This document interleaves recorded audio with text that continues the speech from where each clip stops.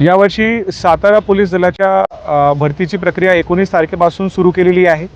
19 ते 26 या दरम्यान ह्या पहिल्या टप्प्याचं शारीरिक चाचणी आहे ते आम्ही पोलीस परेड ग्राउंडवर घेतोय।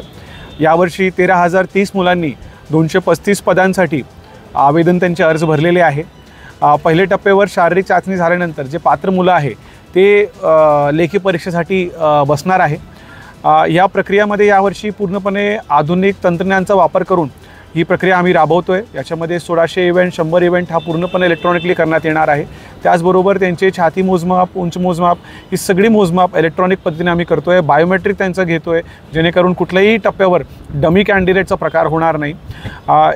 सर्व कॅन्डिडेटसाठी या ठिकाणी आपण सगळी सोयीसुविधा उपलब्ध करून दिलेली आहे। त्याचबरोबर जे बाहेरून ग्रामीण भागातून काही मुलं येतात ज्यांना सोयीसुविधा नसते त्यांच्यासाठी राहण्याची सोय देखील आपण केलेली आहे आणि आज ही प्रक्रिया व्यवस्थित सुरू झालेली आहे। धन्यवाद साहेब। आपल्या भरती प्रक्रियेसाठी किती पोलीस कर्मचारी आता इथं या प्रोसेसमध्ये इन्व्हॉल्व आहेत? या संपूर्ण प्रक्रियेमध्ये मंत्रालयीन कर्मचारी त्याचबरोबर पोलीस अंमलदार आणि अधिकारी असे एकंदरीत 250 लोकांचा समावेश आहे।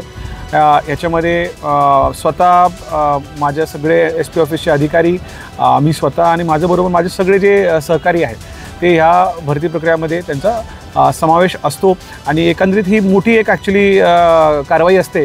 त्याच्यामध्ये प्रत्येक इव्हेंटवर खूप देखरेख ठेवावी लागते, त्यामुळे असा मोठा एक बंदोबस्त त्या ठिकाणी ठेवलेला आहे। त्याचबरोबर शहरामध्ये ट्रॅफिकचं वेगळ्या प्रकारचं नियोजन आम्हाला करावं लागतो कारण कॅन्डिडेट्स मोठ्या प्रमाणात ह्या भागात येत असतात। त्याचं देखील नियोजन आम्ही केलेलं आहे आणि पेट्रोलिंगचं देखील याच्यामध्ये आम्ही नियोजन यावेळीच केलेलं आहे। सर, पोलीस दलामध्ये महिला चालक मोठ्या प्रमाणात मागच्या वेळी पाहायला मिळाले। यंदा जी चालकांची भरती त्याच्यामध्ये महिलांसाठी काय राखीव आहेत? यावेळेस एकंदरीत आपल्याकडे एकूण 40 पदं हे चालकाचे आहेत। याचे 33% पदं जे आहेत ते आपण महिलांसाठी राखीव यावर्षी ठेवलेले आहे।